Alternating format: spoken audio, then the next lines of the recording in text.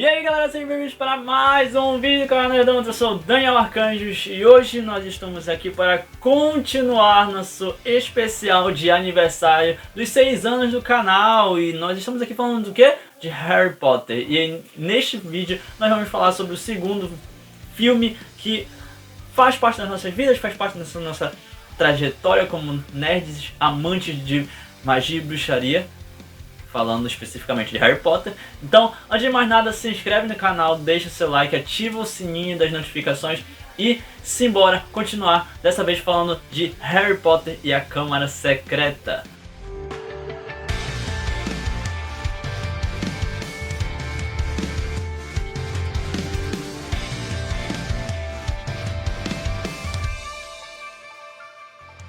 Bem galera, dessa vez nós vamos falar sobre esse filme que particularmente pra mim e aí trazendo um pouco da realidade do próprio livro especificamente, esse aqui pra mim é o livro mais inteligente que a J.K. escreveu, falando dos 8 livros da saga de Harry Potter, e aí obviamente contando desde A Pedra Filosofal até A Criança Amaldiçoada. E particularmente esse aqui é o livro onde eu realmente consegui ler e gradativamente perceber elementos onde a escritora realmente tem uma certa astúcia naquilo quando ela está escrevendo, sabe? De construir elementos, construir ambientações que no momento em que a gente vai entregar para o leitor ele recebe aquilo e às vezes ele não consegue perceber alguns elementos que realmente fazem com que seja faz com que a história caminhe, sabe? O enredo caminhe, e isso é algo que eu achei muito interessante. E quando eu digo inteligente é literalmente na forma de você escrever a história, construir a história de uma maneira que seja diferente, de uma maneira que o seu leitor ele às vezes não perceba alguns detalhes sutis, e fazer com que o leitor ele se espante e quando ele vai se dar conta alguma coisa muito impactante já aconteceu, sabe? Isso é você ter uma escrita inteligente. Particularmente não estou falando de escrever de um jeito difícil, estou falando de escrever de um jeito inteligente.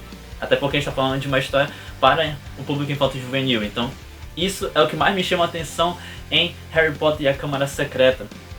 Sem contar que a gente está vendo pela primeira vez os sinais realmente da aproximação entre Harry e o próprio Lord Voldemort, nesse caso, né? Indo desde o fato de o Harry ter sido atingido pelo feitiço que não o matou, né? Até o lado mais forte em relação a ofidiglossia, né? Já que o Harry literalmente fala com as cobras, como a gente já tinha visto isso lá em Pedra Filosofal, né?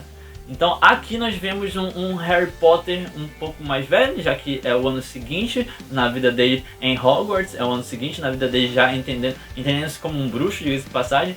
E é um filme onde a gente tem uma pontada de angústia inicialmente. Particularmente a gente começa vendo que o Harry está ali na casa dos tios, ele já tem um quarto para ele, diga-se de passagem, mas ainda assim o Harry ele tá sozinho, ele não consegue entender por que ele não está recebendo cartas dos amigos, ele não consegue entender por que ele não está conseguindo se comunicar com os amigos dele, por aí vai. Então, de alguma maneira, alguma coisa está acontecendo ali, ele não consegue entender por que os amigos dele o abandonaram, entre aspas, até considerando o fato de ele estar carregando um álbum de fotos onde eles estão compartilhando aqueles momentos que tiveram ali no primeiro ano letivo em Hogwarts. Aqui nós temos um Harry mais resguardado, digamos assim, mais, entre aspas, protegido, e aqui a gente está falando de uma prisão que é uma prisão bem né, diga-se de passagem, o Harry reclamando de barriga cheia, enquanto a gente está aqui no Brasil meio lascado. É verdade. E aí nós temos o primeiro vislumbre daquilo que eu falei sobre escrita inteligente. A J.K. ela mostrando, né, um Dobby, um elfo completamente diferente daquelas características de elfos que a gente geralmente tem com a gente desde que a gente assistiu e leu O Senhor dos Anéis, diga-se de passagem, ou O Hobbit e O Senhor dos Anéis nesse caso. Mas aqui nós estamos falando de um elfo que é completamente diferente, e falando em sentido estético, é um elfo que é pequeno, que é até certo ponto meio feio, parece um cachorro, tristemente cuidado, sabe? Então tudo isso é algo que muda completamente as características de um elfo, e que a gente ainda vê ele como um elfo doméstico nesse caso, não um elfo livre como a gente vai escutar isso em outro momento, mas um elfo doméstico, sabe? Um elfo completamente maltratado pelo seu dono, que até então Harry não sabia quem era. Ainda assim percebe que esse elfo, literalmente quebrando totalmente com o lado estético da coisa, de você bater o olho e já julgar ele pelo que ele aparenta ser, a gente percebe junto com o Harry que aquele elfo tem mais poder do que muitos por ali no universo de magia e bruxaria, diga-se de passagem, no mundo mágico, diga-se de passagem. Então o Dobby literalmente é aquele personagem que te quebra no momento que você olha pra ele e faz aquele julgamento assim: nossa, mas que bicho feio, o que ele tá fazendo aí, tá ligado? E aí ele simplesmente é o responsável por quase que acabar com a vida do Harry aqui. O Harry quase é expulso de Hogwarts por causa de Dobby. E eu acredito que é algo muito curioso, diga-se de passagem, a forma como é construído, porque se a gente parar pra pensar, a gente tem um choque nesse segundo livro, nesse segundo história, nesse segundo filme, que bate de frente com o primeiro, sabe? Porque no primeiro a gente tem a Pedra Filosofal, a gente tem o Harry indo até Hogwarts, conhecendo todo mundo bruxo, conhecendo esse universo de magia e bruxaria, esse mundo mágico, totalmente mágico, realmente que ele tinha sido privado durante os primeiros anos de vida dele. E aí aqui nesse segundo ano o cara já começa a história, já começa um novo ano pra ele, um novo ano letivo, quase sendo expulso, tá ligado? O quê? Enfim, e aí depois de tudo que aconteceu com o Harry, ele acabando sendo novamente preso dentro do quarto dele, ele não pode usar magia, ele não pode fazer nada fora de Hogwarts, basicamente, ele não pode tentar fugir dali, e inclusive a própria janela estando trancada com grades, né? Então ele não poderia fugir pela janela também. Enfim, o que a gente tem é o primeiro vislumbre dos irmãos Weasley dentro do carro da família Weasley, diga-se de passagem, um carro enfeitiçado, né, que conseguia voar, conseguia literalmente foi mudado, foi só um pouquinho alterado assim pelo Sr. Weasley, né, saindo do mundo dos trouxas para participar do mundo mágico, diga-se de passagem. Esse carro mudou a forma de se transportar, né, falando da família Weasley especificamente. Inclusive eu achei que até certo ponto, de alguma maneira lá dentro pudesse haver algum tipo de feitiço de expansão. E aí lembrando, eu assisti primeiro os filmes e depois os livros. A minha perspectiva com relação a Harry Potter foi relativamente diferente entre a primeira vez que eu assisti e a primeira vez que eu li. Então são elementos e configurações diferentes, né? Enfim. E aí depois que nós temos o primeiro vislumbre do carro deles e de tudo que eles fizeram para poder conseguir tirar o Harry dali da casa dos Dursley, finalmente nós temos o primeiro vislumbre também da Toca, a casa da família Weasley.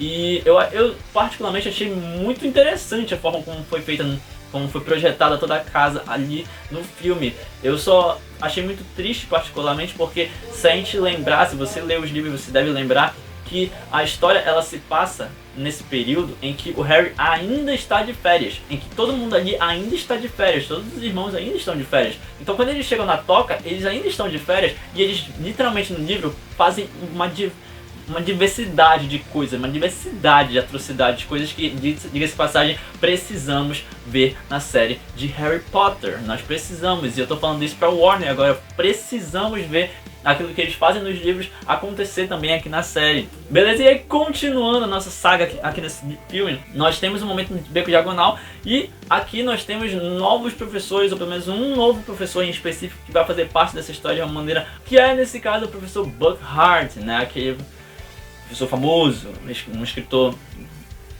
sublime, um cara bonito, que diga-se passagem de pegar um ator que não é tão bonito. É mesmo, é? Beleza, e aí continuando a nossa saga aqui nesse filme, nós temos nada mais, nada menos do que o momento em que o Harry bate de frente com a cara na plataforma, né, na coluna entre a plataforma 9 e 10, e eles não conseguem ultrapassar, nem ele nem o Ron, né, a barreira. O que eles fazem? Pegam o carro da família Weasley e vão voando acima de Londres e acima de uma gama de espaços, de locais, ambientes que fazem com que o carro fique totalmente cansado, diga-se de passagem. E quando eles chegam finalmente em Hogwarts, eles dão de cara com o primeiro vislumbre que nós temos do Salgueiro Lutador, uma árvore que simplesmente consegue ficar completamente viva, no sentido literal. Ela se move, ela se mexe, os galhos eles ficam incomodados com algumas situações, diga-se de passagem, alguns ramos e galhos, eles se mexem quando algum passarinho chega por perto e eles expulsam os passarinhos dali. E literalmente o nome Salgueiro Lutador, ele faz jus ao nome, a árvore literalmente faz jus ao nome que ela recebeu. E quase mata os meninos, diga-se passagem. Então, logo de cara, de novo, a gente tem um certo choque. E eu tô falando de quem viu o filme e quem leu o livro. Só que assim, quando eu digo choque, eu tô falando só de situações e momentos que são perigosos demais para eles. Mas lembrando que o nome do livro é Harry Potter. Então, como eu falei no primeiro vídeo, o Harry, ele tem essa característica de protagonista. Vive coisas diferentes, que faz coisas diferentes, que acontecem coisas diferentes com ele. Mas a história é dele. Então, e daí? Tanto faz, a história é minha. Eu continuo vivo nessa história até o final, tá ligado? Então, não importa o que acontecer. Continuando a nossa história, aqui nós temos mais um momento, mais um vislumbre de Severus Snape, onde ele encontra os meninos, onde ele recebe os meninos, leva os dois para as masmorras, para a masmorra, sala do professor Snape, e ele quase tenta expulsar os alunos, diga-se de passagem. Então, mais uma vez, o Harry se vê diante de uma situação completamente desconfortável, muito nervoso, porque a qualquer momento ele pode ser expulso de Hogwarts de novo, tá ligado? Todas as coisas que ele fez, assim, qualquer coisa ali seria uma justificativa muito plausível para expulsar ele e o Ron daquela situação.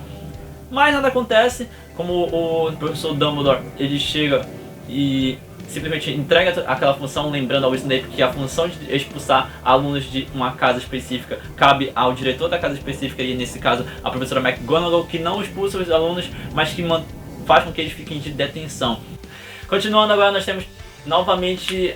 na verdade o começo da caminhada do Harry, Ron e da Hermione ali em Hogwarts no segundo filme. E aí, de novo, eu preciso, nesse vídeo especificamente, eu não vou fazer um resumo gigantesco da história desse segundo livro, desse segundo filme, mas eu queria destacar algumas cenas específicas que me chamam a atenção e que, principalmente, cenas que faltaram. Esse é um dos livros, daqueles livros que se você lê e depois assistir o filme, você fica muito revoltado. Que são coisas que acontecem nos livros que não acontecem no filme, no livro, e não acontecem no filme especificamente. E também nós não vemos algo que me deixou completamente revoltado e que tem que acontecer na série Dona Warner. É inadmissível pra mim não ver a cozinha de Hogwarts cheia de elfos domésticos. É inadmissível pra mim, não tem como. A gente tem esse momento aí no livro e a gente não tem esse momento aqui no filme. A gente não tem este momento em específico aqui no filme, assim como nós também não temos outros momentos específicos. Mas enfim, como eu falei pra vocês, o Harry revela esses momentos de ofidioglossia aqui nesse caso. E, sendo bem sincero, no momento em que nós temos aquela cena muito conhecida, eu não diria que é icônica, mas muito conhecida, entre o Severus Snape e o professor Buckhart duelando, né? Assim como logo em seguida nós temos o Harry com o Draco, nós temos de fato o momento em que o Harry começa realmente a falar a língua das cobras, né? No momento que ele tenta afastar aquela cobra invocada pelo Draco com o Serpensortia, diga-se de passagem, mais um feitiço que não foi ensinado, mas que aparece na história. E aí o Harry, ele se aproxima da cobra, e no momento que ele vai se aproximando, ele vai falando, e aquele chiado no fundo, né, diga-se de passagem, tentando afastar a cobra do rapaz lá que eu esqueci. Eu não sei, ele é da Corvinal ou da Lufa-Lufa, acho que é da Lufa-Lufa, não lembro. E aí um detalhe muito interessante, diga-se de passagem, é que no início do filme eles têm as primeiras aulas, elas começam a ser de herbologia, e aí eles precisam aprender a tirar e a plantar mandrágoras. E por que eu tô falando isso agora? Isso acontece muito no começo do filme, mas por que eu tô falando isso agora? Porque o mesmo rapaz no livro que está ao lado do Harry, conversando com o Harry, que se torna, diga-se de passagem, um colega do Harry, é o rapaz que foi atiçado e quase atacado por aquela cobra invocada pelo Draco. E este rapaz em específico, depois disso, para de falar com o Harry definitivamente, com medo de que o Harry ataque ele de alguma forma, faça com que alguma cobra apareça diante dele, sabe? Porque o Harry estava falando a língua das cobras e todo mundo ali ao redor achava que o Harry estava ficando ou maluco, ou que literalmente ele seria o próximo herdeiro do Salazar Sonserina, de Salazar Sonserina, Salazar Slytherin. E galera, de novo, eu gosto muito desse filme, eu gosto muito desse livro, mais especificamente do livro, já que esse filme me deixa um pouco revoltado até certo ponto. É mesmo, é? Até porque no livro a gente vai lendo e cada capítulo traz algo diferente, algo novo que te faz querer continuar lendo, porque você quer resolver aquela situação, resolver logo aquele problema de não saber qual vai ser o final da história e querer saber qual vai ser o final da história. Isso é algo que eu acho muito interessante. Nós temos outros e outros momentos, como eu já falei, momentos muito interessantes e inteligentes, em que a Hermione, de uma maneira muito sutil, ela começa a aprender, a absorver as informações que estão sendo jogadas ao redor dela, né? De literalmente o Harry tá fazendo aquela pergunta de quem seria o herdeiro de Salazar Sonserina, o Ron dizer que seria o Draco e até mesmo a Hermione falar de uma maneira um tanto mais sensata e dizer, tem certeza que é o Draco? Faz sentido, mas será mesmo que é o Draco? Que o Draco teria condições de fazer isso, sabe? Enfim, continuando, nós temos outros momentos também em que lentamente a J.K. vai tirando um pouquinho de cada um daqueles personagens em específico ao redor, inicialmente ao redor do trio, e depois diretamente afetando o trio no momento em que o Ron ser afetado pela própria varinha, quando ele tenta fazer um feitiço no Draco. Outro momento muito inteligente que eu acho da escrita desse livro é justamente quando a Hermione precisa se afastar dos dois. E quando eu digo precisa, não estou dizendo que ela queria fazer isso, estou falando porque a escritora, a J.K., ela literalmente precisava afastar um dos três. Ela tira justamente a personagem inteligente do grupo, tira a Hermione e tipo, tá, os dois idiotas ali, os dois abestalhados, eles precisam pensar a partir de agora. E aí, olha como todas as respostas são entregues pra eles. Por causa da Hermione, tá ligado? Então, até mesmo petrificado, assim como outros jovens da escola, e assim como outros momentos da escola, até mesmo petrificada, ela literalmente passa a informação que eles precisavam. E isso é muito doido. E aí, de novo, gente, falando, como eu comentei, né, os meninos precisavam pensar por eles mesmos, né, de uma maneira relativamente inteligente. O Harry, ele se mostra um tanto quanto esperto aqui, né, diga-se de passagem, porque eles precisam decifrar como foi que cada um daqueles jovens, eles não morreram de uma vez olhando para o animal que estava vagando pelo colégio, e como eles literalmente estavam apenas petrificados, eles não foram de arrasta para cima. Eles, nesse caso, eles só observaram aqueles olhos do basilisco através de elementos específicos, como a própria Hermione que viu pelo espelho. E aí, enfim, galera, já partindo pra parte final do filme especificamente, eu queria destacar duas situações. Uma delas é muito bonita e a outra é bem idiota, diga-se passagem. A primeira cena em específico é justamente o aparecimento, o momento em que a Fawkes surge diante do Harry, onde o Harry literalmente vê a Fênix pela primeira vez, descobre que o que literalmente faz com que a Fênix seja um animal mitológico tão diferente. A Fawkes, ela queima diante dos olhos do Harry numa cena muito bonita. As cinzas caem e das cinzas nasce outro pássaro, como o próprio Dumbledore explica para ele.